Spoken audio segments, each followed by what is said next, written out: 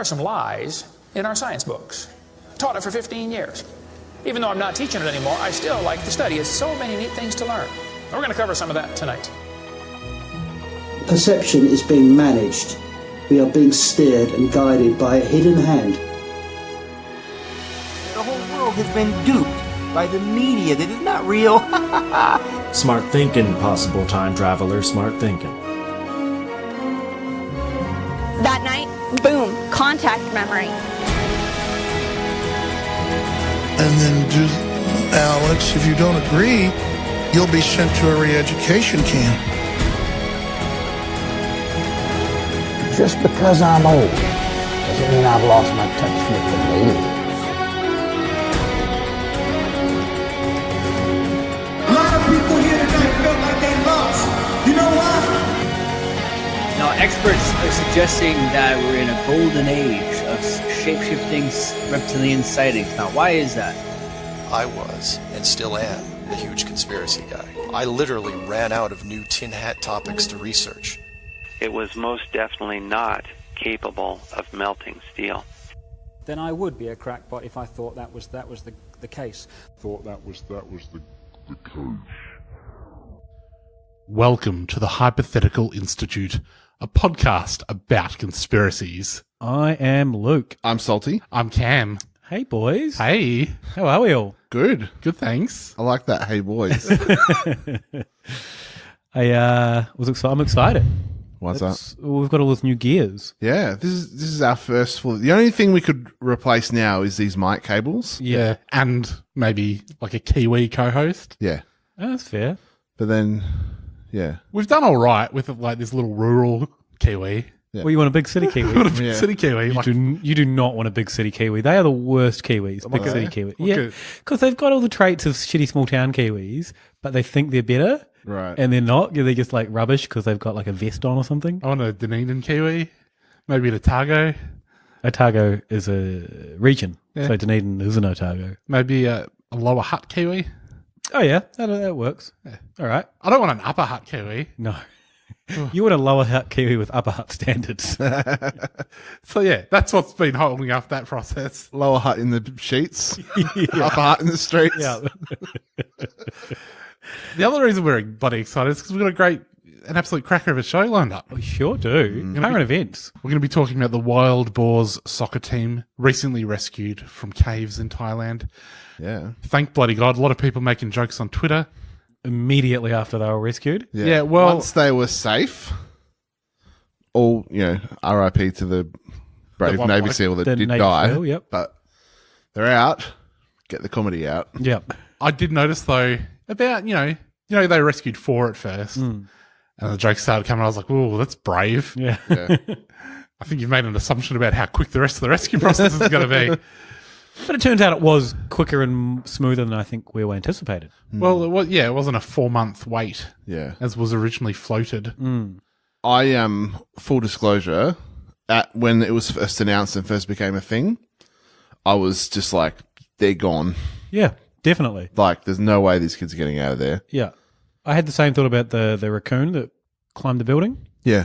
Same sort of situation. Yeah. Yeah. Same stakes. Yeah. It was there for 2 days. There's a live stream of it. Yeah. It started to get tired. This is going to go bad. It made it. Elon Musk was going to send a little rocket up to shoot him up to the roof. So we're going to be talking about conspiracies surrounding the Thai Cave Hoax. Yep. Ooh. Because you've shown your hand there, Cam. Yeah. I think it's been a long time, right, since there's been something that's sort of reasonably new that's happened that we've been able to jump on with the conspiracy theories so quickly. Well, there hasn't been like a shooting or something that would like usually be because fake news. I think the shootings, we need a bit of distance between them and talking about them because of the deaths involved. Yeah. This is only one death, so yeah. It's open slather. All right, so we're going to be talking about the Thai Cave Hoax. Yep. And we're also going to be talking about Channel 31. Why is that a question? And sort of things surrounding that. We went on a bit of a journey to discover some real cooked units, and we'll be discussing all of that as well. Yeah. It's funny because remember a couple of weeks ago we lost an episode? In the episode we lost, I trashed out a local Brisbane band, and I didn't re-trash them out in the second time we recorded it. So now you're getting your trash. But in Brisbane, that band, the guy from that band has a really fucking cooked Channel 31 show. I don't think he does anymore, but he used to. There you go. Good. All right. Take two on the trashing. Yeah. Incoming. Let's talk about the Thai Cave Hoax first, though. Yeah. Didn't happen. No, it didn't happen. Ah. There we go. Done. What do you reckon? There's a bunch of. Why would they go into a cave in the first place? So Come on, why would a Thai soccer team get stuck in a cave during the World Cup? That was the only real thing that I saw. Right. Like people saying that, as in, why would they do that? It's like, well, they're kids. That's what kids do. It was an excursion. Yeah. People, when they're going traveling around, pay a lot of money to wander into caves. Yeah. You can pay like hundreds of dollars to go look at a cave. These kids live in a land of caves. Of course they're going to go into a cave. I used to go into caves down like Jindabyne or somewhere. Yeah. To go for a little trip. Do not pay me money to get into a cave. Those caves. There's a lot of caves in New Zealand around where I live. Right. A lot of like, tight, like really narrow passages. Yeah, no. Yep, pass. No. Some water, things like that. You can do like whitewater rafting through caves. Right. Lots of glowworms. It's pretty fun. Yeah. Bring me out some glowworms. I'll turn the light out and look at them. They're dead by that point, I think. You can see them in forests. Put them in an ice cream box. I'll go into a forest. Yeah. So, what did we see about Do we need Thai Cave Hoax? We had to jump on a BitChute to really get this. Did you see anything in the normal places? No. No, it's one thing I kind of want to mention on the show is it's getting harder and harder to find conspiracy things now that Google and Facebook are cracking down. Well, sort of cracking down. Did you see the Facebook thing this week? They're talking about InfoWars? Well, they talked about InfoWars a little bit because they came out with this thing, we're trying to only have like reputable, like proper news sources coming up in the thing. And someone said, well, what about InfoWars?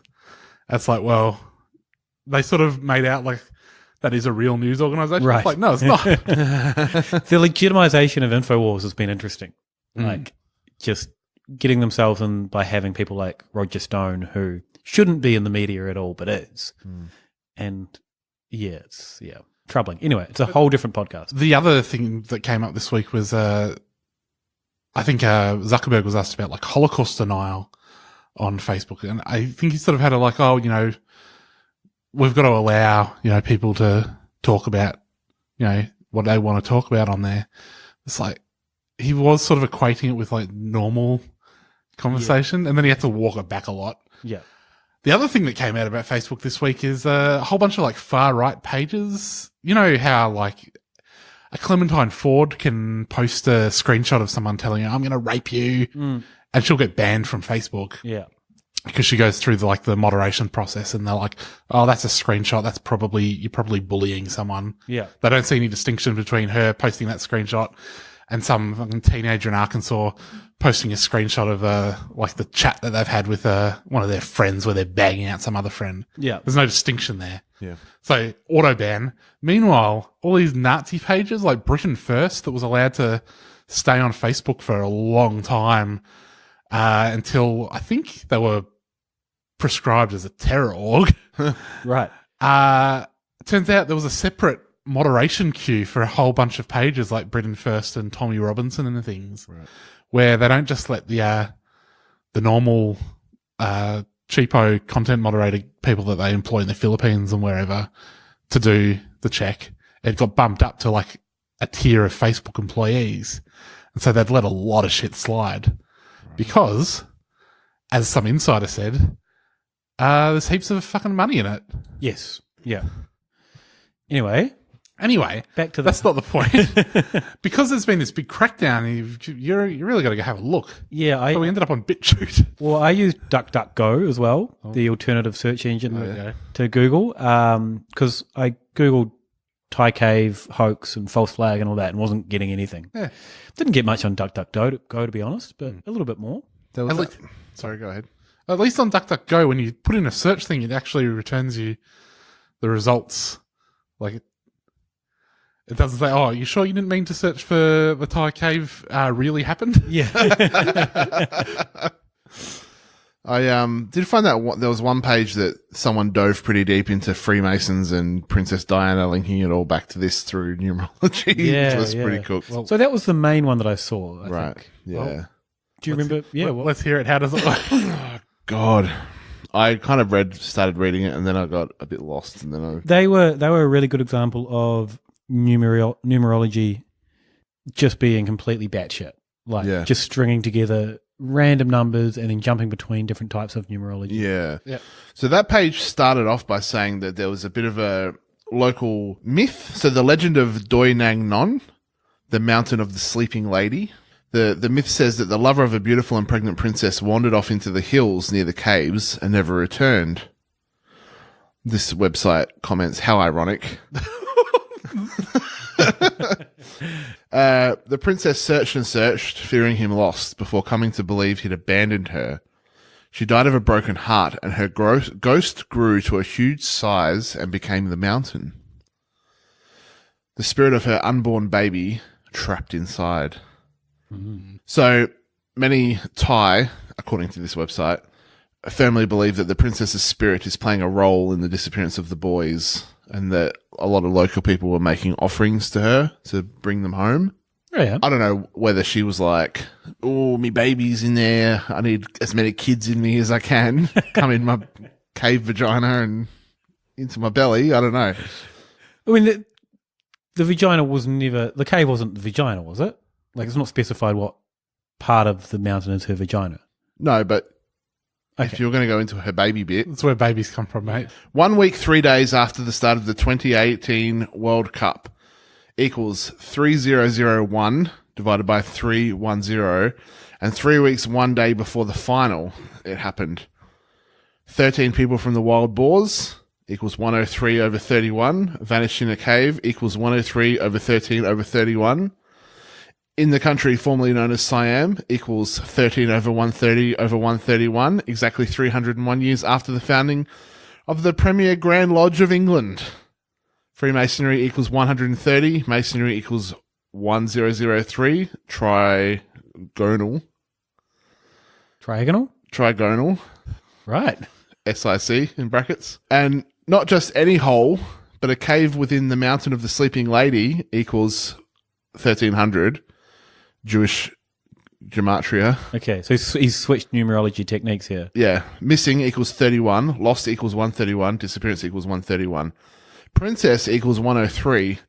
Princess Diana died on the 31st of August when her car hit the 13th pillar in a tunnel, 1 month, 30 days after her birthday, and 1 year, 3 days after her divorce from Prince Charles equals 131. Masonry equals 131. God equals 131. Wow. That's only the first two paragraphs. Yeah. It's funny how this is quite similar to the Chilean miners that got stuck underground. Remember that a few years ago? Yeah, I don't see any similarities. No, there was only 33 of them. Whoa. They're in a hole. Yeah, no. They went, yep. Yeah, 33 miners went missing 1,311 days before flight MH370 vanished. Oh. 131 days before its twin aircraft MH17 was shot down. They're not twins, but okay. And was saved on 10/13/10, exactly 6 years and 6 years or 313 weeks and 1 day before the death of King Bhumibol, who was cremated 1 year, 13 days after his death. The final match of the 21st FIFA World Cup equals 313, comes exactly 310 years and 3 weeks after the founding of the Grand Lodge. Okay. I feel like these people would have more success if they just kind of picked out one of those and just really proved it without doubt that this is concrete numerology. It's a really tight example rather than just a list of random shit. Yeah. But did you know the 13th prime number is 41? I never thought about it. And apparently 13 equals 41, Allegory equals 41, World Cup equals 41, Siam equals 41, Wild Boars equals 140. They vanish in a cave, which equals 41, near Chiang Rai, Thailand equals 104, a span of 401 weeks after the Chilean mining accident ended, 1 month, 4 days after the royal wedding. You also can't go... Sorry, I've been pilled. Also, you can't, he switches time units. So sometimes it's a certain amount of days, sometimes it's a certain amount of years and days. Or weeks. Or weeks and days. Yeah. It's all very convenient, I think. Yeah. It'll... Really? I'm starting to think there's not much to it, Cam. I know you're into it. There's so many examples. Princess Diana died 133 days after the Queen's birthday and 33 weeks, 3 days before her next. And this team vanished 303 days before the Queen's birthday. The Chilean mining accident with 33 missing that spawned the film The 33 that opened. Oh wow, that has 33 in it. Yeah, opened on the. Why would they call it the 33 if it wasn't a Masonic thing? I can't think of any other reason. But dudes, the film The 33 opening on the day of the Paris attacks ended 3 months, 3 days, or 13 weeks, 3 days after the final of the 2010 World Cup, won by Spain. Oh. So this is, they pose a question here. Next year, 2019, everyone get their bloody sports bet accounts loaded up. Next year, 2019, will be Year of the Pig, which always follows Year of the Dog. And we see that in the previous dog years, 58, 70, 94, Brazil won World Cups. Will they win again this year? Oh, no, they won't because they lost. Yeah. I thought they were about to prophesize who's going to win next year. They don't have it's every 4 years. It's not annual. Yeah. Isn't it? I don't know. No, it's every 4 years. Could not give less of a fuck. Please gamble responsibly. Yeah, definitely. Don't follow this. The very worst way you could gamble would be to bet on next year's World Cup. World Cup only every 4 years. Yeah. Yeah, right. Like the Olympics. Yep. That's true. And like the Winter Olympics. Yeah, right. Like other World Cups. But that means we have an Olympics every 2 years, right? Yeah. Yeah. Solve that mystery. Yeah. I mean, there is more, but we know. Okay. Let's just wrap that all up in. Yep. This guy went. Because there are a couple of loose ends, not many. No.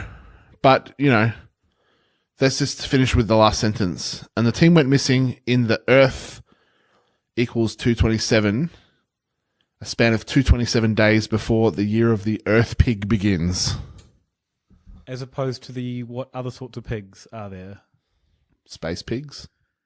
Oh, yeah, no, that's fair. Oh, doesn't the Chinese zodiac have elements associated as well? I think that's the real thing. There's probably like a fire pig. Yeah. Wind pig, heart pig. Heart pig is just bummed out. Yeah. Because I think we just had a fire one. Right. Oh, okay. Because I remember someone I worked with is of Chinese descent. I asked them, what does the fire bit of it mean? They said, I don't know, you'd have to ask my ancestors. I said, well, all right, what's their phone number? She's like, I don't think they have phones in hell. Whoa. Yeah. Oh. You got owned. Yeah. And then her ancestors got owned. Yeah, What it's is? pretty badly owned. Yeah. Well, that's what you get for being a heathen. One thing, going back to the lady and the people offering tributes to the lady to help her rescue the kids safely. That sounds like to us, that's so weird, villagers giving a tribute to a god that doesn't exist, it's a mountain. Well, maybe to you, but yeah. I didn't think it was that weird. Okay. People would be doing that. A lot of people in Australia and people I know, if they lose something, they'll pray to St. Anthony, I think it is, or St. Christopher, which is just the same thing, right? Yeah. Yep. Hypocrisy in religion. Bloody skewered religion right then. The other thing, do you know, speaking of religion and numbers, 13 kids. 12 kids, sorry. Yeah. And one young man. Yeah, young man. He's 25. Yeah. You know who else was led by one young man and there was 12 of them? The bloody disciples. Bloody disciples, 12 apostles and Jesus. Yeah. There you go. There was a theory that I read that this was representative of Jesus. Yep. Who famously ended up in a cave. Yep. Yeah. It's a obvious mockery of Jesus. Oh no! This person went on, and it just was no more to it than that. But obvious mockery. So we couldn't find anything on YouTube, but we did find a bunch of stuff on BitChute. We found PK on YouTube. What is BitChute? BitChute is a peer-to-peer video service. Sounds fucking dumb. So you know how you want to get a movie off a torrent these days. No idea what you're talking about. The illegal torrents. Illegal. And so when you're downloading it, you're getting it off many people at once. Should I be listening to this? Is Robbo incriminating me here? Just by being here, you're incriminated. Probably. Wait, so does BitChute work the same way? Yeah, so it's like YouTube, but I'm getting it off all of these idiots. Pretty much. I think it's being hosted in different people rather than central servers. I'm never visiting this website. So I think as you're watching it, you're also rehosting it some way. You can see it along the bottom. It has like how many seeds and peers. Yeah. Through. So if you've buffered a little bit of it, then that buffering will also then. I wonder is that how it works? Because there is also a link to download it. So I had thought maybe if you downloaded it and then out of your torrent program seeded it, then it pulls it out there. That probably makes more sense. That also probably tracks with a lot of the conspiracy YouTubers we found that love to just download and host each other's content. So either way, get the fuck out of my uploads. It doesn't work. It's so slow. Like I tried to watch videos on it and it just took ages and I got bored. Yeah. And like already these conspiracy videos are 4 hours long. Yeah. I didn't have to wait 3 hours for it to load. So we did find we found one guy who was very convinced that the Thai cave thing was a hoax on BitChute. What was his contention? I don't think I watched it because it was taking too long to load. Was that Hoaxation? Yes. Yeah. So I watched a couple of his videos today, but he was talking about Elon Musk. I think there was a video. Hoaxation made a video about Elon Musk calling out the rescuer as a pedo because the rescuer said he could shove his submarine where it hurts. But they were basically saying, what is the point of this to and fro between these two guys who are basically both fake? Like, the Thai cave rescue was fake. Yeah. And he said, because he explained what he thought of Elon Musk. He said, I think it's becoming obvious that Elon Musk is not who I originally thought. I think he's being set up to be the fall guy for the space fiasco. So he is a real person, in brackets, not very bright. Just a bit of a zinger in there. Yeah. And they are faking space under his nose. Jeez. A little bit of space cocaine. This Thai rescue hoax was going along fine until Elon started building his mini-sub. They were just stringing him along. Yeah, build one, it'll help. Then they heard he was on his way, and they were like, fuck. So they faked the escape really quickly and told him to leave it, and the sub was dumb. Elon was the wild card here. So then after he got in a spat with this dude because the entire story is probably an elaborate cover for a child pedo exchange gone bad. There's a lot to unpack there. The fact that he thinks the one person he thinks isn't in on it is Elon Musk. The elite billionaire. Yeah. Who's doing space programs. He's not in on it. He's the patsy. He's the naive face of it. Yeah. Because if you're going to choose a face of something that is, the dumb fall guy, like a George Bush, people say he didn't know what was going on. Yeah. You get a rando South African guy. Yeah. I like the idea that they're setting all along they were setting up Elon Musk so that eventually, because I feel like the public has turned against him, especially this pedo thing, especially with him not allowing his workers to unionize. Yeah. I think a story came out this week or last week that safety standards in Tesla factories are really bad. Right. Yeah. Because he doesn't like yellow. So he's like, can we just dial back all the yellow safety markings? So it sort of tracks that they'll be like, all right, we're going to get the public to turn against Elon Musk so that they'll be into it when we pin the space fiasco on him. I am concerned about this space fiasco. Yeah. It's the first I'm hearing of it. What level of concern do we need to have? Well, what do they articulate what the space fiasco is going to be? I'm assuming they just mean the fact that the Earth is flat, there's a dome, you can't go into space, space is fake and NASA's fake. Fake news from NASA about space. So Elon Musk is like this dumbass guy who's like got heaps of money, who's like, I'll build rockets. And they're like, yeah, keep building rockets. We'll use them for going to space. But really, there's no space. So I think I've seen how this ends. Elon Musk gets to the edge of the Earth, realizes it's a wall, climbs up, opens the door, thus ending the end of the show. Yeah. Yeah. I feel like the space fiasco would have to be the global disclosure that there is no space, which is obviously going to be traumatic. Yeah. It would be handy if you could blame it on Elon Musk. I don't think he called that guy a pedo. Yeah. It's his fault. You wouldn't have known about it if he had it. It wasn't for his bloody rockets. Yeah. Just don't think about it too much. Don't worry about the fact that we built rockets with like all the Nazi guys back after World War II. I knew it all along, Elon Musk. But Hoaxation's idea of it all being fake, I think, is just the general everything's fake that conspiracy theorists have. One of his other videos was pointing out an article that was talking about it's got the potential to be a really good news story because that's what it is, a story. And the article was going on about how someone from a production company that lives in Thailand was there to try and secure the rights to the rescue and talking to all the kids to make sure everyone could sign contracts to give him the rights to make a movie about it. And so he was like, why are they doing that now? Why is that so important? Why? Because, they're going to make money, and it was obviously a PR stunt for a film, and it was all over the shop. I feel like if they were going to do it like that, they would have got all the waivers signed in advance before they went into the cave. Yeah. Doing them while they're in the cave is not very efficient workflow. No. But were they in a cave? All the soggy contracts. Yeah. Yeah. Yeah, not to go completely basic bitch with the conspiracy explaining, but it's all very... When there's a bunch of kids that are like almost certainly going to drown or suffocate to death, it's much simpler to be like, nah, it's not happening. Yeah.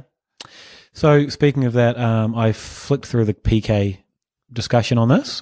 His live video with Anaconda. I thought we weren't going to be watching PK videos anymore, but it would seem that we're back on our bullshit. Well, there wasn't much. there wasn't a whole lot of content, so I had to turn when times were dark. A lot of it was just him ranting about other shit. Most of it was. I kind of just flicked through. Who's he in a beef with?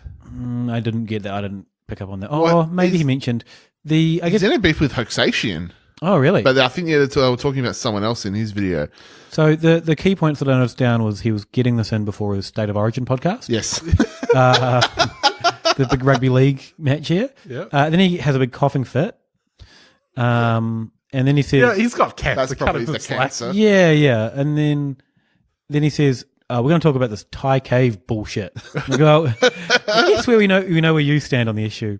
And then he goes on about global warming. Yep. He's like, a bit cold. He's wearing gloves and he's locked up. So. It's like a bit cold. They're saying global warming, and the POMs are complaining about 28 degrees. The bloody POMs. It's quite funny, like someone, because it doesn't get that cold here in Melbourne, someone all rugged up complaining about the cold, about maybe 10 degrees outside. Him having a go at the POMs for complaining about the heat. Think about what you're doing, PK. Got him. He was unhappy that there's no footage of the kids emerging. He was like, well, it should have been the big moment, and there was no footage of it. Well, I think that there was, but they were in stretchers covered with face masks on, knocked out. Yeah. It was very clearly explained why they... Because even the parents didn't know who'd been rescued until after they were all rescued. Yeah, because they didn't want... hope. To pull out a kid. They didn't want seeds of hope. Yeah. to be planted. And then he says that how did they know what time of day it was? Which they didn't. It's like, it was dark. How would they even know how long they'd been in there? It's like, they didn't know how long they'd been in there. No. There's a famous shot of the rescuer first finding them, and they ask him, and he says, "You've been here 13 days." And they're like, whoa. That's significant in the Chaldean bloody numerology. Just that one kid that spoke English. Yeah. They're like, oh, fuck, the one English-speaking kid's cooked. Then he goes... Sorry, just consult you a second. Then he proceeds to play a racist phone call. Oh, good. Which is like a prank call of someone ringing up a Chinese shop and asking in a racist accent for dishes, but like using rap names. And can you permit me to do a racist accent just for the sake of showing what this was? They were saying like, Wu-Tang Clan, do you have that? And PK's just like cracking up watching it. It goes for about 3 minutes. Jesus. And then he stops that. What's the context? How has he brought this up mid talk about this Thai cave bullshit? Because it reminded him of that. Oh, because of the Asians. Yeah, because they're Asians. Yeah. And then that was about it. I kind of had enough by that point. But then I looked through the comments. One person was questioning like why none of them could swim. And then someone else in the comments said, well, of course, like, I mean, not everyone can swim, you know. You might think that everyone can swim if you live in the Western world, but and then this person replied, the person that was questioning, and said, "Oh, that's sus. You have no problem selling out to pay your mortgage. Don't come with BS responses, POS. Piece of shit, I'm assuming. If you're a real person in the first place, question mark. Ooh. So this person asked why none of them could swim, had it explained, and then just like, wow. You're a bot. You've been using this to pay your mortgage. That was a bit weird. People saying there's no footage of the kids again. And then there's more stuff about like mockery of Jesus. Thank God that Salty was paying attention to the bits you skipped over. What else did they discuss? I believe there was some side thorn and conspiracy granny. Yeah, here. did you get that bit? Yeah, but that wasn't related to the cave. Yeah, No. but as an aside. Okay. If As you'll an aside. permit. Yeah. Were they saying that they think that their whole arrest was made up? Yeah, they're not sure if that was all made up as well. Because Anaconda Malt Liquor was like, now I got all the court documents. I was looking through them, and I thought it was a bit weird that sometimes they would refer to her as fucking Conspiracy granny. Kathleen, and sometimes they'd refer to her as conspiracy granny. And then PK's like, yeah, but I think then they went back and changed it. They fixed it. Like, is Sidethorn hoaxing everyone that he got arrested, or do they think the government is like? The government's knocked them off and making it look like they're going through the legal system. But they haven't, because they keep making appearances. So has the government secretly arrested them so they can go through the charade of having arrested them? They just take them out of captivity to show them off in like court and stuff. Yeah. Is that like when Hillary Clinton rocks up places and they've just like let her out on her leash because she's actually in a federal prison? Yeah. Yeah. Anything else about the cave? I've got my own little Thai cave conspiracy theory. Hello. This is a personal one. Yeah. So, you know, they sedated the kids, right? Yes. But that no one will say what they gave them. And I saw... Oh, it was on... I read it somewhere. Nobody will say what they gave them. Okay, cut me saying that I know what they took. Shall I look it up to see? No, nobody will say what they gave them. Okay. I saw it very clearly quoted, one of the guys being like, oh, that's up to the Thai government. Right. To talk about that, one of the divers. I was like, I wonder if that's because when it first came out that they'd been sedated, and for some reason, I guess some armchair dickhead was like, oh, what are you doing sedating the kids? They'll drown. Apparently the Prime Minister of Thailand said it's fine, or the President or whatever, said it's fine. They took the same stuff that I take. And I was like, I wonder if that's why they won't say. That's my conspiracy theory. Right. British diver involved initially said the boys were given ketamine. Yeah, that's what I had read. It's all right. Yep. Kids to the K-hole. Yep. But Thai Prime Minister clarified... Didn't want to admit that he uses ketamine. that it was an anti-anxiety medication and that was still conscious. Yeah. I mean, you're still conscious when you're in a K-hole, just different sort of consciousness. Yeah. Are you that anxious when you're down in the K-hole? I don't think so. You could probably spin ketamine as an anti-anxiety drug.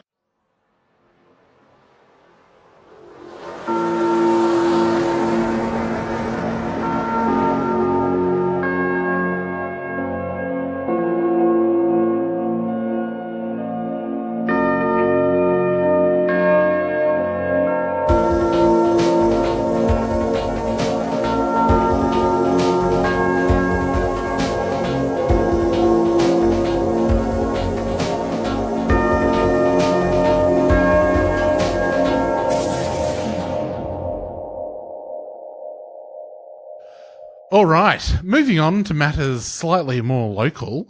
We went on a little bit of a Channel 31 journey in the past couple of weeks. Before we get into this, I didn't really watch many of them, but I'm very familiar with Channel 31. I've watched a lot over the years, so I'm relying on prior knowledge for this. So it all began after we'd recorded 2 episodes ago, and just as we finished, it was revealed that a former Channel 31 presenter Andy Nolch, that's right, had been arrested. Or they revealed that he was the name of the person who'd been arrested for desecrating the memorial to Eurydice Dixon. He did not present a really great case on social media that I'm not sure the case he presented is going to do him any favours in the courtroom. What was his case? His case was that it's been reported that the alleged killer was autistic. As we all know, vaccines cause autism. And so he was raising awareness re-vaccines when he spray painted a big dick at the memorial. Spray painted? Was it definitely spray paint? I think he painted it. He definitely used paint because the way they caught him is that he stepped in the paint and they followed the footsteps. This guy's a real fucking idiot. That's like fucking cartoon. Yeah, that is crime solving. Later on, the cops got hungry and one of them smelt a pie. Yeah, it's floated along. Floated off to the shop.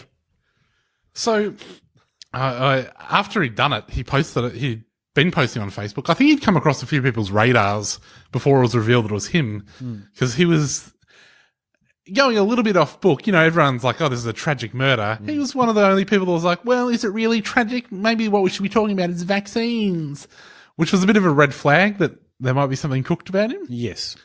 Also, the loads of UFO videos he'd done on his YouTube. Yeah. But he was like the only person after this, it came out that this memorial had been desecrated. He was the only person saying, oh, well, maybe we shouldn't be too quick to judge whoever did this. So that's another red flag. Yeah, he blamed it. It was all awareness raising, re the vaccine crisis. But also he felt like there was too much talk about male violence and not enough talk about vaccines. So we had a bit of a look at this guy. He's an interesting character. It was reported that he was a Melbourne conspiracy podcaster. He also has a podcast about Scientology. I think needed to be made clear is that his conspiracy podcast is all he believes in the conspiracies. Yeah. Yeah. It's like the anti-hypothepod. Yeah. And his Scientology podcast, weirdly, he's an independent Scientologist. So the Scientologists kicked him out for being cooked. So Scientology essentially is about the group scam. Like, really, that's what it is. And the group is essential to the scam. Yeah. Without the group, you don't have a scam. Yeah. And without the scam, there's no religion. Yeah. Once you're an independent Scientologist, you're just a guy that likes sci-fi. Yeah. Just a Trekkie. Yeah. Yeah. He also had a Channel 31. So the Channel 31 part was his own comedy show. Yeah, he had a variety show, I suppose you could describe it as. Yeah. And there was, so it wasn't just a blank screen. There was a variety of content being displayed.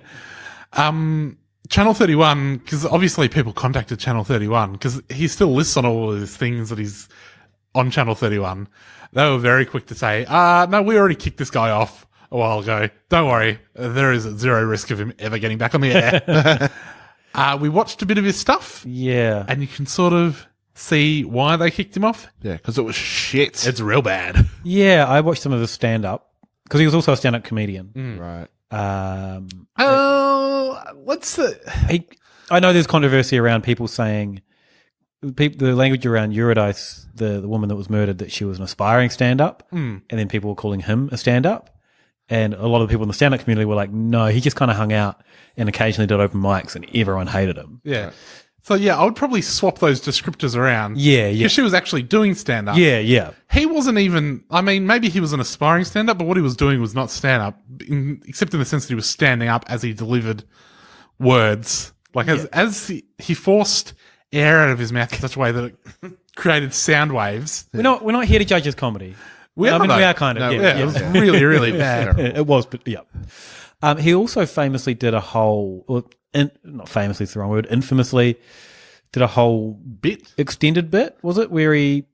I think it was not that extended. Okay. Maybe like a week or two. So he came out as he was going to transition to female? Yeah. Or he had transitioned to become a female? I think he came out and said, I'm trans. Yeah. My understanding from people in the comedy community is that everyone already knew he was a dickhead. Yeah. Yeah. So either they were like, okay, good on ya. Yeah. Or they were like, just didn't engage with it at all. Yeah. I think he was expecting some sort of reaction that he just never got. Right. And so eventually he just abandoned it. So he was trying to prove a point. It was one of those ones like, you know, how the dickhead alt-right guys go, oh, if you can identify as a woman now, I can identify as a helicopter. Yeah. I think he was trying to make a point similar to that. Right. But I watched one of his skits and it was just very confusing. Yeah. I think part of successful comedy, all right, so there's a few rules in comedy. There's like the rule of threes is one thing. So like you present three things, like 1, 2, then the funny bit. Yeah. There's like, I mean, there's things like callbacks and things, that sort of thing.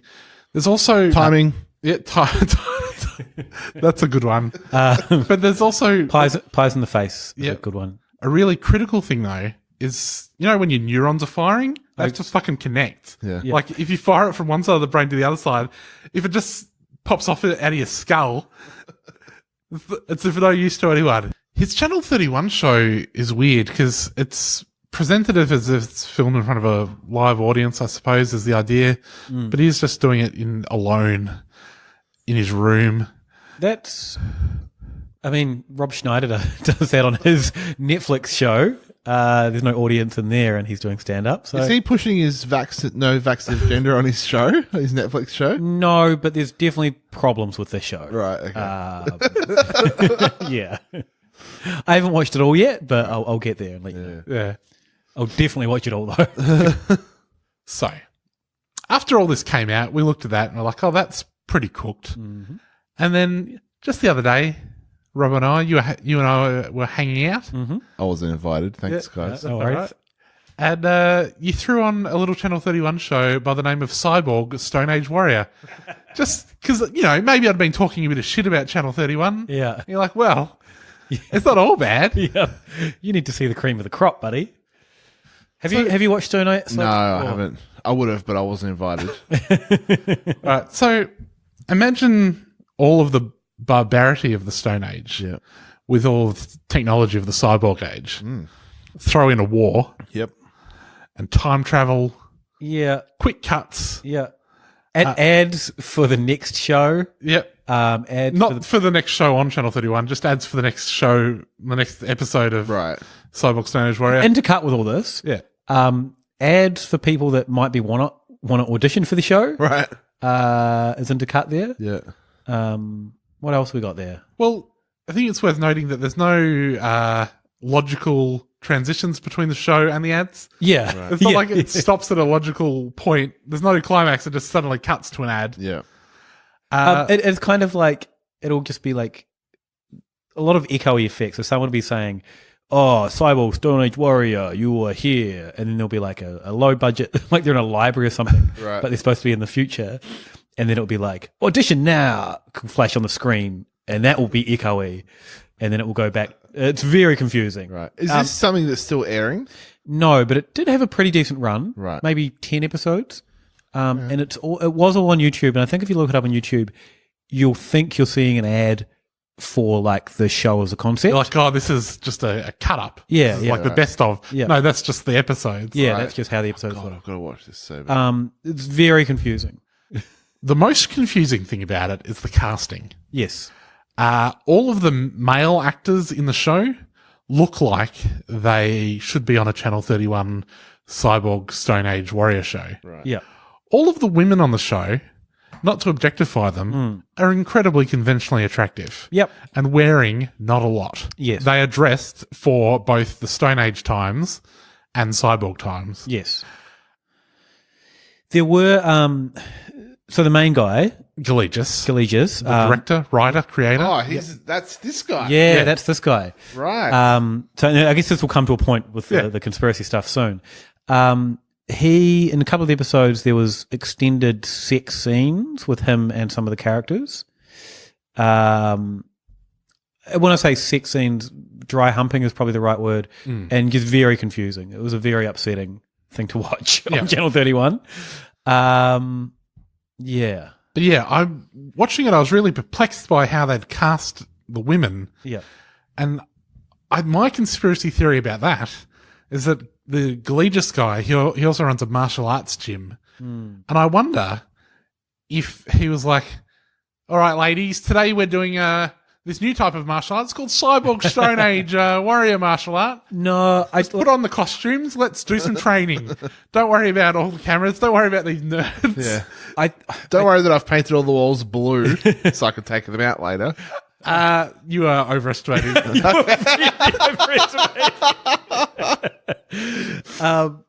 No, I think what's happened is he's tricked people into thinking it's a legitimate television show. Yeah. So he's gone and found aspiring actresses.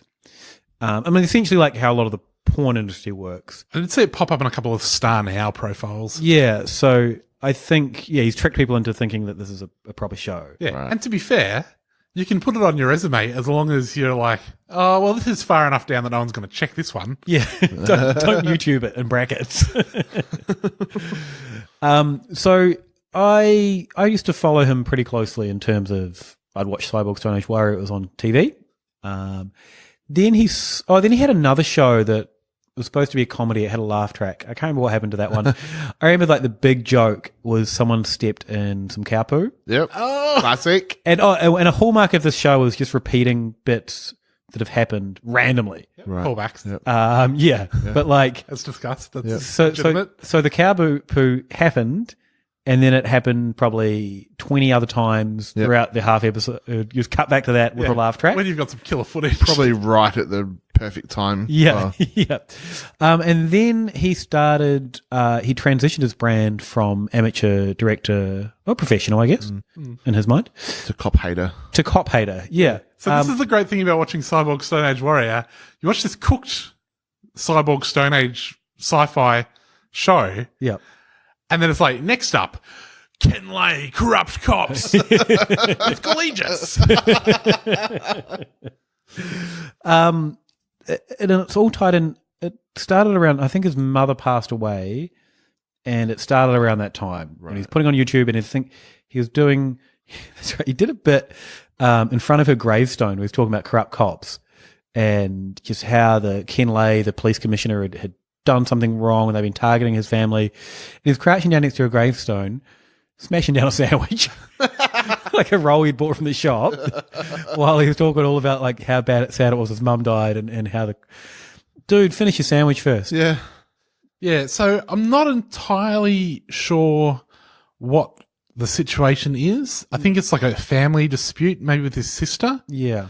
But like any cop that he's ever called about it probably and hasn't like immediately said, oh, this is a grave injustice. Right. Such as you might watch on Injustice on Channel 31. Is he going to end up on Injustice? Maybe. But anyone who hasn't like immediately gone, oh yeah, we'll sort that out, rather than being like, oh, well, you'll need to go through the court system to sort this out. Corrupt. Yeah. But also, all these videos where he's slamming Ken Lay and naming all these like individual coppers as corrupt, they're all edited in like the same way. Cooked way. Cyborg Stone Age Warrior. He's got look, to his credit, famous directors do have a signature style. Quentin Tarantino, Alfred Hitchcock. Yeah, Collegious. They, you can watch a Collegious thing and go, I think I know who's behind this, because he's always on the camera. Yeah. You know why you might end up on Injustice? Because he's mates with Jeff.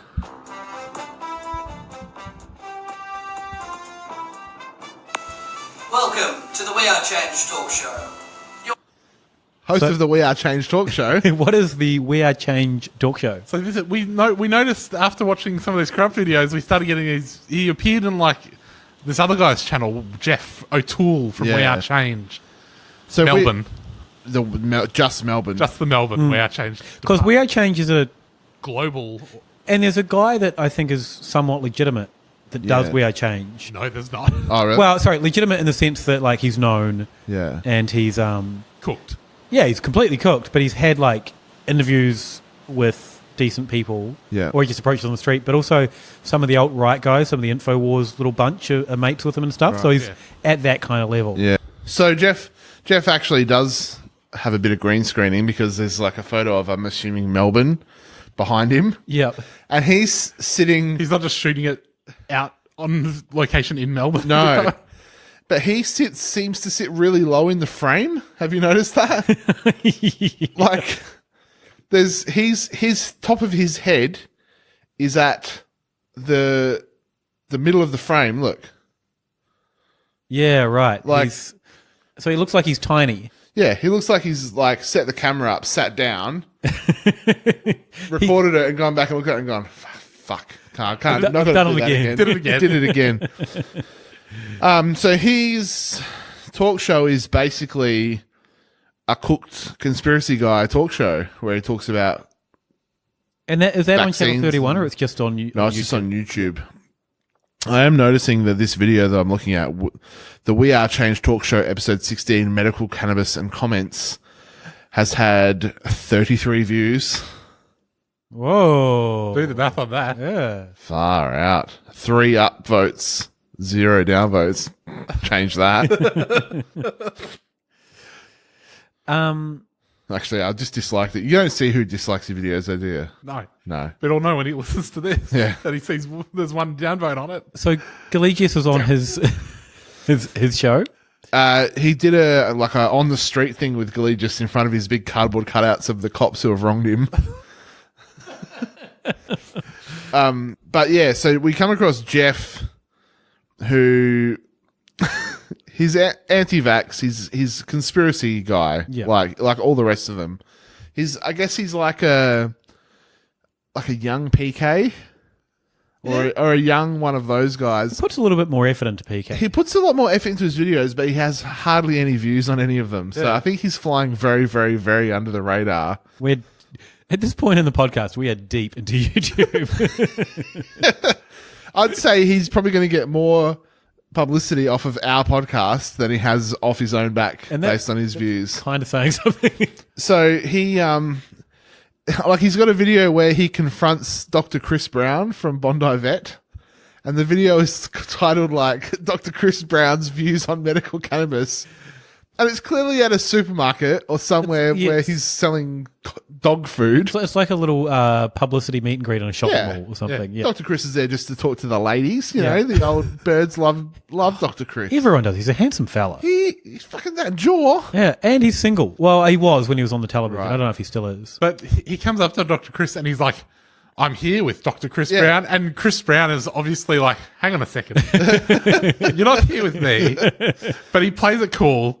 And he starts talking about this woman who I think might have gotten pinged for cannabis tinctures. Yeah, for her daughter. For her daughter, who is a sick kitty. And look, tried a bit of CBD oil while I was on holiday in Amsterdam. Yeah. Bloody good stuff. Yeah, I mean, I think it's not a horrible stance to say medical marijuana is a good thing. Yeah. Bring it out. Yeah. But he says to him, what did you think of... Sorry, let me try and... So, what did you think of whatever her name is, and the recovery she had when she started using medical marijuana? And Dr. Chris just goes, "Oh, look, I was just there to treat her dog, but it's a great story, and I'm glad that she's doing okay." Oh, and he goes, and that's one of the best things about being a vet because it made her really happy and stuff. Oh, so good answer, by the way. Yeah, he handles it brilliantly. Guy with epic amounts of media training versus guy with zero fucking anything. And he says, so what do you think of medical marijuana? And he just goes, oh, look, I'm sure there's tests going on. I'd be interested to see the evidence and what happens. Yeah. Oh, so you're waiting for the results. I don't know. He almost tries to make it sound like he's saying, oh, so you're eagerly awaiting the results of this. And he just goes, oh, look, we'll just have to see. Oh, so you're waiting until the results come out until you say what? And it's like, fucking hell. We all know Dr. Chris Brown's like, fucking, how funny it will be when your dog can punch a cone. But he just can't say it. He can't say that. He's got the bloody Purina sponsorship to worry about. Yeah. Just wait till you're like on your couch under a blanket, just touching up your dog. Yeah, no. There's another video where I don't know what his thing is with vets. Maybe they're just fucking really approachable and really accessible. Yeah. But he does the same thing to Dr. Harry Cooper. And the title of the video is Dr. Harry talks about vaccinations and pets. And you think, okay, he's obviously gone to go at Dr. Harry about vaccinations. But he loses his bottle immediately. Immediately. So Dr. Harry's sitting there and he does the same thing. He turns the camera around on himself and he goes, "Oh, I'm here with Dr. Harry Cooper. Dr. Harry, what do you think about people who can't afford to get vaccinations for their pets?" And I don't know if he expected him to just say, "Doesn't matter, don't worry about it because they'll be fine because vaccinations are bullshit." Dr. Harry just fucking no nonsense. "Well, look, if you can't afford to vaccinate your pets, you probably can't afford to have pets." Very, very, very sensible advice. Yep. And he just goes, "Oh, yep, good. And what about people who give pets as presents? That's pretty bad, isn't it?" Dr. Harry's like, "You should always consult with, if it's for a child, consult with their parents first about if you should get them a dog or if they could have a dog." I don't think any vet is pro pets as presents. It's a huge issue. Yeah. But he just loses loses his bottle straight away. Then he just has a little chat about having pets. But there was a second video with Dr. Harry where he's not even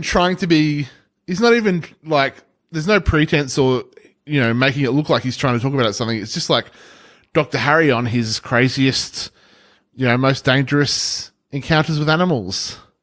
And he's like, just asking him, I'm here again with Dr. Harry Cooper. What was the craziest animal you ever seen? Yeah. What's the most dangerous thing? And he goes, says something. He goes, but I think, and Dr. Harry seems like such a great bloke. He's just like, I think the closest time I came to death was when this American alligator snapped its jaws right in front of my face. And Jeff goes something like, he's like, "Oh, true." And Dr. Harry's just like, he goes, "So you've also got a new show coming on TV?" And Dr. Harry kind of looks weird, like what? He goes, "A new show about your wildest house calls?" And Dr. Harry just goes, "Oh." He goes, and he just kind of goes, "That's just a compilation show of clips from the old show of wild, funny things that happen." 90s. Yeah, it's a compilation show. That's what then he goes into this sort of, that's what we call a compilation show.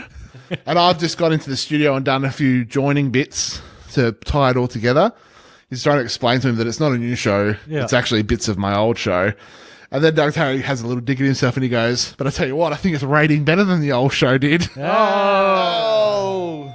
So yeah, and that's it. There's no it's a very low key. So this guy has a ponytail. Yep.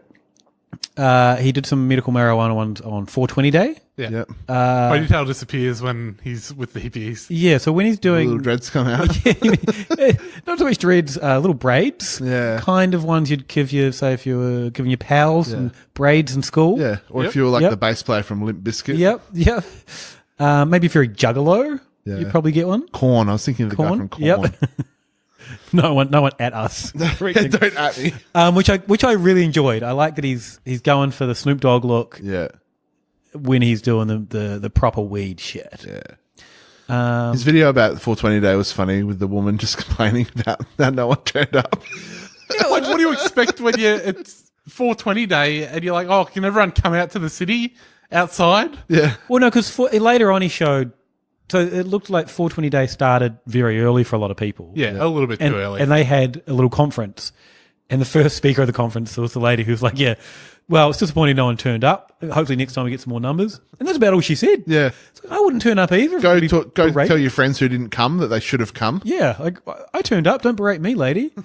Then later on, they get some more charismatic speakers and there's a lot more people. Right. Is that where they start pumping out Dre? Yeah, Dr. Dre. Oh, it's so cheesy. In the past, I've thought, 420 Day might be quite of a fun little event. Park full of whiteys just dropping M-bombs. yeah. As soon as I saw that footage, you're like, "Oh, I do not want to be involved in that." I think my favourite video of Jeff's is his, he goes along to a psychic fair? A psychic expo. Yeah. In Queensland, was it? Yeah. I think so, yeah. Was that like a pokies venue? Yeah. Like a leagues club or something? Yeah. Yeah, we were looking up these psychic expos that are around. They're like at pubs and things. It's just like people with crystals on tables. But he interviews somebody about their crystals. And I've got to say, given his skills as an interviewer, she is like amazing talent because she just basically unleashes her entire life story unprompted. Yeah, that's what you need when you're interviewing someone. And he comes back with like really dumb, like, "Oh, that oh, that must have been overwhelming. That must have been a great relief.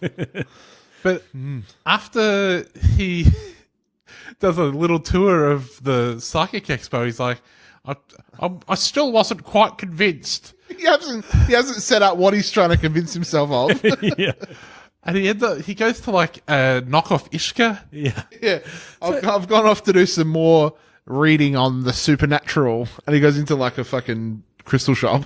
It's not even a crystal shop. It's just like a furniture and knick-knack shop, Yeah, right? it's like an Ishka. Yeah, like yeah. imported wooden furniture that's been carved by someone in Southeast Asia somewhere. Yeah, yeah.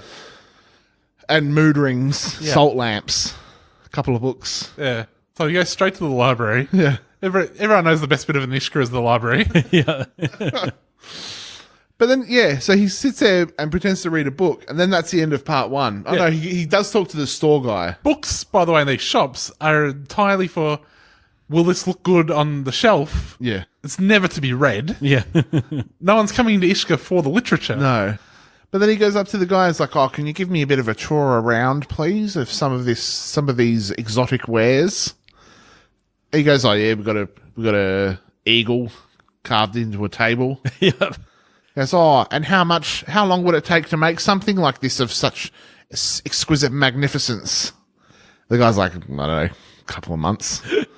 Oh, right, and how much does that cost? It's like $4,500 or something crazy.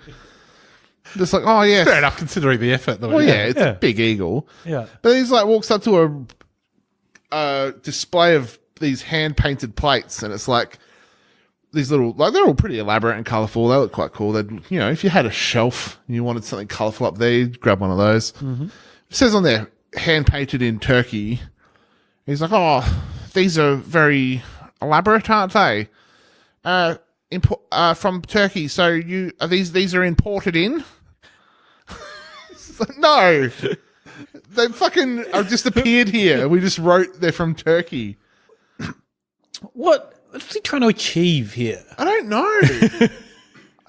He was there to do paranormal research. Yeah, right. So the interesting thing about him is he seems to be the Melbourne chapter of We Are Change, which is a global organisation. It has been described, I believe, by the Southern Poverty Law Centre as the largest patriot organisation in America, with 102 chapters in 33 states. Oh. Now, I do wonder... What? Red flag. 33 states. Oh, right. Come on, Cam. Yeah, keep up. I do wonder, given that what we know of the Melbourne chapter, yeah, whether that means that they have 102 members in 33 states. I'm going to say yes. So they're a bit of a weird group because they're like you said, they exist in that sort of alt-righty space. They are part of the patriot quote unquote movement. But there's a lot of hippie shit thrown in. So they'll like quote Gandhi, they'll quote Martin Luther King Jr., who normally the patriots are not so hot on. All that sort of stuff. There's a bit of sovereign citizen stuff going on. So the leader of the LA branch, Bruno Breweiler, got himself into a bit of trouble. I think he was trying to get access to the secret government bank account that belongs to him. We've talked about this before. Yeah, so sovereign citizens believe that everyone has a secret bank account attached to them with full of money. Yeah, and if you unlock it somehow, with using code words, because they pay for your life with the contract, right? But it's like it sort of makes sense because, like a huge organisation, like the government's big enough. Yeah. The shadow government's even bigger because you've got all this galactic shit going on. Huge bureaucracy like that is open to loopholes, and these guys love loopholes. Like, yeah, all of the little how to get out of paying your tax books. Yeah, like that's just tricking the normal government. Yeah, all you've got to do is like get someone in the shadow government on a bad day where they're like, oh, they want to withdraw their secret bank account. Oh, approved. Surely they have authority to do that. Otherwise, how would they even know about their secret bank account? No, that's fair. Transfer that money. Next minute. Johnson, can you pop into my office? Have you been approving transfers to normal bank accounts? Anyway, he got pinged for Yeah, being a bit of a dill. I think just all that normal sovereign citizen stuff. The weird thing about We Are Change, so the Southern Poverty Law Centre wrote this whole thing about how they're 9/11 nuts and sovereign citizens and blah, blah, blah. They were really unhappy about that because they said the article didn't mention anything about their charitable activities, which includes toy drives during the holidays. Yep. A favourite of bikies also, I would note. Clothing drives, feeding the homeless. What's wrong with bikies? And raising money for 9/11 first responders. Now, if you deny that 9/11 happened, why would you raise money for the first people to back up the hoax? So there is a Channel 31 show related to this. Yeah. Called Injustice Yes. with a dash after in. Is that right? Yeah. Yeah. Which it's really good. If you don't know what the word justice means, watch this show. Yeah. On Friday nights. I think it's on at like 11 o'clock, just after the Citizens Electoral Council report. Yep. Which is also an interesting choice. I feel like Channel 31 they've gone away with a little bit of stuff. They're like, we got rid of Andy Knowles. It's like, hang on. So you've still got the people that say the Queen is a drug dealer doing their weekly show. And on that show, that's a panel show of one lady, Janelle De Silva? Janelle De Silva, yeah. Who I think, I get the sense, is someone that wanted to be a legitimate actor. She has like fringe shows and comedy shows. Yeah. She was on Thunderstone in the 80s. Thunderstone? It was like a kids' TV show. Oh, like a kids' it was like a cyborg Stone Age warrior with a budget. Yeah. Oh. And they basically get people on to talk about injustice. How they've been wronged. And some of them are like, I watched maybe two, and at least on one of them, one of these people was like, yeah, I said that they did this and they didn't do anything, and they said this. Yeah. It's like, so what do you think? Do you think justice was served? No. Yeah. Why? Because it wasn't. And it's like, what is this? Yeah. And but then it's like there'll be a girl and it's like, yeah, well, I was raped. It gets really heavy and it's like, whoa. Yeah. It's a really weird format because it's a panel show with Janelle De Silva at one end, then the first injusted person, then the second, then the third. They're all there at the same time, so they all go through their injustice one by one. And she's had the connection to this is that she's had Jeff on a few times, but it'll be like the first person is like, I was raped and the police never took the case seriously, and he's still out there. Second case is, I was in state care and I was abused by the Christian Brothers. And then the third one's like, I'm Jeff O'Toole. I took a case for We Are Change about a woman who had a lot of black mold in her house. Or there's one where it's like, again, it's like, I was raped. The third one's like, yeah, so I got this accounting firm to do my accounts, but then they charged me all this money for it. And I said, you can't charge me this. And they said, it was in the contract that you signed. They're like, well, I can't understand all this accounting language. So we went to VCAT, and the judge at VCAT said, well, you had to read the thing that you signed. Oh, it was very unjust. So, do you think justice was served? No. Meanwhile, these two rape victims who've had to listen to this whole thing, which sort of is equating all of their injustices. There was one that I watched that when she asked the question, do you think justice was served? And they said, yep. My favourite of Jeff's appearances, though, was I'm just going to say that it was rape victim, and then Jeff saying, this person contacted my site. They were in a hospital, on the hospital grounds, administering a natural drug, a drug from nature, and they were told to stop. And they stopped, but they still had the police called on them, and they were arrested. Now, they never mention the natural medicine, but it becomes very clear that ketamine. One of his mates has just rocked up to a hospital and started giving either just smashing cones himself or giving patients hanging out in the gardens. Yeah, of the hospital. I got the sense, because I saw a little bit of that he was dealing. Right. Because it was like he was in the gardens trying to administer this medication. Yeah. Smoke this, it'll make you feel heaps better. But then, like, he got arrested. Fair enough. Yeah. Quite rightly. Like, yeah, okay, look, maybe, you know, marijuana could be really great medicinal. It's illegal now, so you deal it in a hospital grounds, you're going to get arrested. Yeah, also, generally in a hospital, there's a system for giving out medication. Yeah. And I think this guy was actually in the hospital because he mentions how he got arrested and then he had to leave. He left the hospital to go to the police station. It caused him so much distress and so much rage that his spleen expanded and he ended up back in hospital. The one place they didn't want him. The one place they didn't want him. Was justice served? Yes. It's like, right back there. It's like, can't keep me out. You can't come, like, this show seems like it could be, well, it doesn't seem like it could be a legit show because, like, people are coming on there to talk about really bad shit that's happened to them, and that's bad. It's not good, right? But there's probably better ways to deal with it. Yeah, I don't think the format has been thought through. No. But then, especially when you have this cooked guy coming on, trivializing this really life-devastating things that have happened to people. Because the panelists also comment on each other's things. Yeah. Yeah. And then he's just like, Not ideal. my friend was arrested for dealing drugs in a hospital. It's like, of course he was. One other thing about this show is, unlike the other shows we've talked about, there's some sort of production value. Yeah. Like, it's done in a room. Yeah. But there's... I think the first few were done in a room. I think some of them are done on some sort of set. Yeah. There's it's a multi-camera show. Yeah. It is not in any way edited. Yeah. Like they cut between shots, but it's so weird. And like the start of some of these episodes, she'll like do an introduction and be like, actually, can we do that again? Yeah. And then she'll do it again. It's like, hang on a second. You realize you didn't have to put in the first take. Yeah.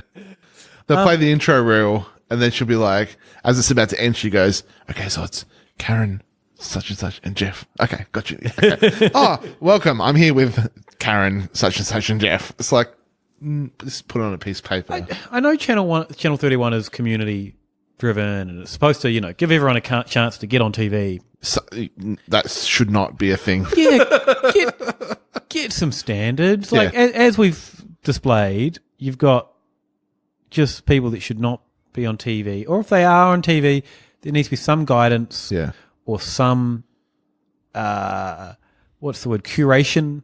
Yes. They're desperately in need of gatekeepers. Yeah. I mean, community TV's given us some bloody great stars. Rove McManus. I cannot name another one. But did Hamish and Andy? Yeah. John Safran come from community TV? Yep. Johnny Safran. John Safran was on Channel 31. Here's the thing. It's given us some great stars. Yep. I've said publicly before when they were talking about cutting funding for Channel 31 and for community TV, you know, I'm a community radio guy. I've said, look, this is an important breeding ground for young television performers. Here's the thing. We need to find another breeding ground. Shut it down. The thing is, I was really... There was a point a few years ago where I was pretty heavily involved in the music scene and promoting bands and managing bands and promoting gigs and stuff in Brisbane. And I always thought it would be great to have a community TV show that was music driven. And I found very quickly that it seems that the people, this goes for life, right? I'm going to teach everyone a life lesson here. Fuck. So and it's this life lesson that's going to make me sound really bitter. Yep. Yeah, there we go. Is that there's people who can talk and there's people who can do. There's very rarely people who can talk and do.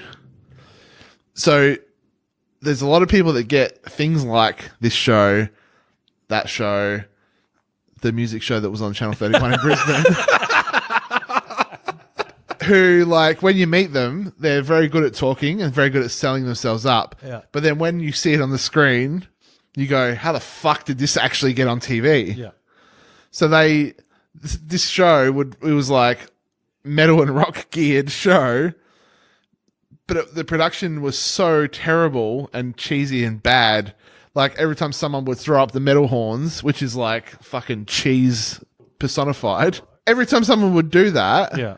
Because look, I'm a metal guy from way back, right? The metal scene is hilarious. Yeah. Every time someone would throw the horns up, they'd put in these really like bad looking lightning bolts in After Effects or something that would hit both their fingers. You Yeah. Sounds awesome. Like, hang on, what? That's the best. And then there'd be like little explosions going off and stuff. It was so bad.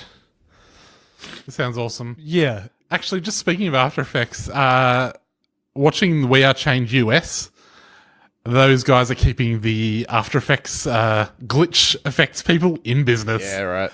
Quick question: does any of us know how to do that effect in After Effects where we get explosions and lightning bolts when we do metal horns? Well, we can't do it on the podcast. No, but I feel like if we want to pitch to Channel 31, which I think this is where this is going, we need to learn some really corny production techniques. And the corny ones as well, yep, definitely, and the awesome lightning bolt and explosions. So, that's where we stand. There's plenty of places you can find aspiring TV stars of tomorrow. For example, youtube.com. Yeah. Or BitChute. Any other business? Donald Trump. You're like, any other business? Yes, me, Cam. Yes. I do have some other business. Donald Trump. I've heard of him. Went to Russia. No. Or where did you go? Helsinki. Yeah. Finland. Met Putin. Yep. You would have been loving this. Oh, of course. This whole thing was a bit fucking weird, wasn't it? Well, actually, before we get to him going to Helsinki, he went to the UK. Yeah. He met the Queen. And I don't know if this did happen. I don't know if this is what people are saying it is. There's this whole, hashtag resistance thing about how the Queen's brooch choices are really telling. Oh, yeah, she, massively trolled him. Yeah. So I read a good article about this, written by someone who is an expert on brooches. Brooches, yeah. I feel like people that like royals are just cooked. So they get into things like brooches. Yeah. And the Queen is famous for, if someone's given her a brooch, she'll wear it next time she meets them. Yeah. It's like a little... She's got bloody perfect brooch memory. Yeah. Or she has someone that she employs to do this, just as she has someone who she employed to kill Princess Diana. Yes. Yeah. She's got someone who knows how to use Excel. Yes. And they write Obama's. Yeah. Next cell. Nice little... Maybe you can paste a little photo in there. Nice little brooch. Looks like this. Little blue one. Yeah. And I imagine all the photos are different sizes, so all the cells are all janky. Yeah. No, this probably uses the merge cell function. Oh, okay. Yeah. And then has this is in drawer number, blah, blah, blah. Yeah. Next to a fucking lizard brooch. Yeah. Don't wear this in public. Don't wear this, or the hologram will stop working. Yeah. The fucking hologram disruptor brooch. Is that what her brooches are? Is that what projects the hologram? No doubt. What do you think? She doesn't have a brooch on. Yeah. What we need to do is go steal the Queen's brooch. Yeah. And see what happens. Put it on, and then we look like the Queen. So she basically the first time she met what's his name? Donald Trump. Mm-hmm. She was wearing a brooch that the Obamas gave her. Yeah. And it wasn't a masterful troll, I'm sure you'll agree. And it wasn't a fancy one they gave her. They gave her one they gave her a couple, I think, over the years. And they gave her a simple little special one that Michelle handpicked from something. Yeah. What we know about Donald Trump is he loves gaudy things. Yes. Yeah. He doesn't love the Obamas. No. Also hates brooches. Yeah. I can't remember the second two that she wore. One was the one that she wore to her mum wore to someone's funeral. So it was like a funeral brooch. Yeah. And another one was another thing. Yeah. But they weren't opulent occasion-y brooches. They were very simple and spitting in his gold-plated face. Yep. More like orange-plated. But anyway, he went and spoke to Putin. Yeah. Yeah, but it's what do you think? They're like, the brooches, it's masterful. It's no, she's just wearing... She's like, do we have any US brooches? Do we have any American brooches for this thing? I think it was a thing, but... Yeah, but they're all guns and you can't fucking go out wearing a rifle pin. Anyway, then Trump went to hell. A lady in a bikini, the American flag. Yeah. That silhouetted trucker grill thing. Then he went to Helsinki. I don't have any more. And met Putin. Yeah. Yeah. Where you would have loved this, though. He slammed the US intelligence community. Yep. And said something weird about how... Why would Putin lie about? Yeah, why would Putin lie about it? And then why would he do it? Yeah, why would he do it? But then... I have no doubt that Russia had nothing to do with it. Yeah. But then the worst turnaround ever after he gets slammed on it, he's like, maybe I went a little bit too far. I don't think he thought that. No, I think someone else does. But then they're like, all right, simple solution, we'll just say he misspoke. As you know, his fucking brain's melting. Yeah. He meant to say, why wouldn't he do that? Yeah. He meant to say the exact opposite of what he said. Yeah. In that one sentence. Don't worry about all those other sentences he said. Yeah. I also would like to point out what they were referring to. A big part of that was 12 Russians have been indicted as agents working in the US. There have been a lot more indictments in the Mueller case, and it seems to be that all the things we talked about that I said were 100% correct and you guys said were wrong are all coming true in the Trump-Russia case. I don't know if you guys want to eat crow now or... No, we'll wait. Okay, We'll see how cool. it all shakes out. I'll get some crows in advance. All right, cheers, QAnon. Meanwhile, QAnon has been very quiet. Yeah, he's disappeared. He's disappeared. Yeah. Coincidentally, around the time that... Summer camp. coincidentally, around the time that those guys were massively busted posting QAnon things. No, it wasn't after that. It was after the point where he got busted photoshopping things. Or reusing photos that weren't his and photoshopping them. But the big thing on the... Sorry. Okay. I think we're about to say the same thing. The big thing on the QAnon subreddit today was The Onion posted an article about how about Mueller thanking Trump for going undercover. Yeah. To bring down Hillary Clinton's sex ring. And they were so happy that got posted until they realised what website it was on.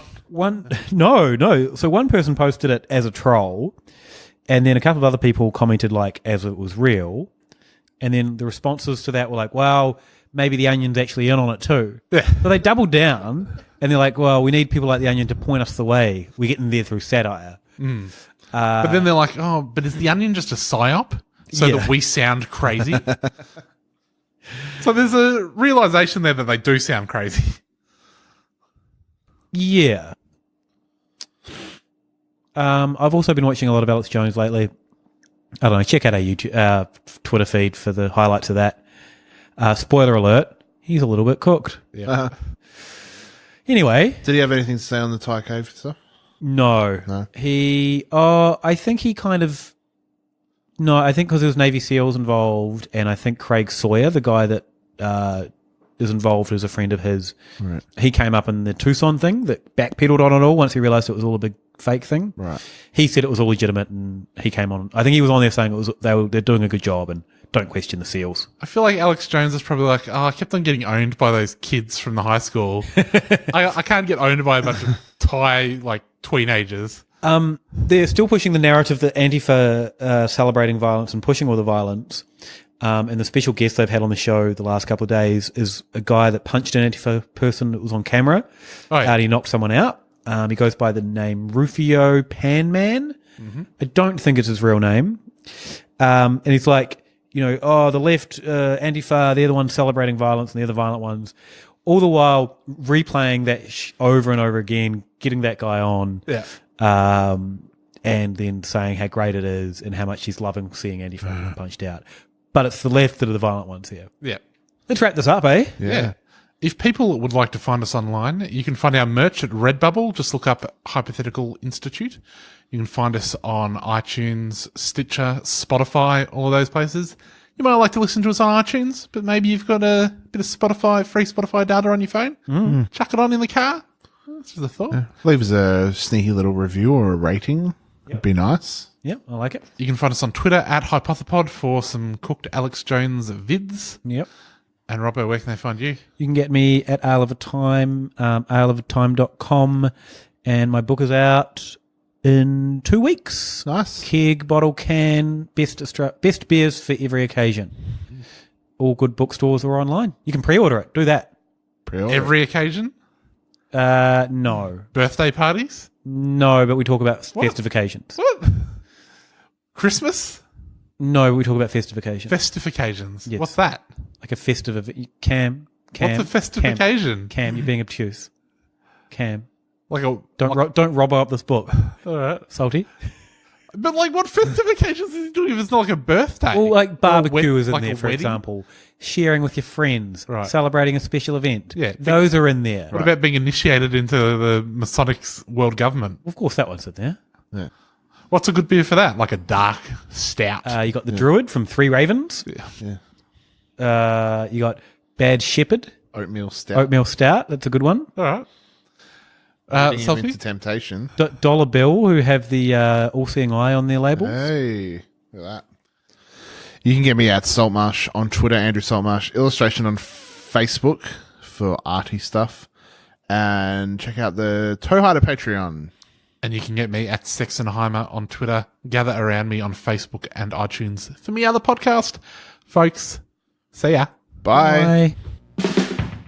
Don't worry about a thing, except if all our world leaders are alien reptilians. I said don't worry about a thing, except maybe the fluoride in our water supply contains mind-altering drugs.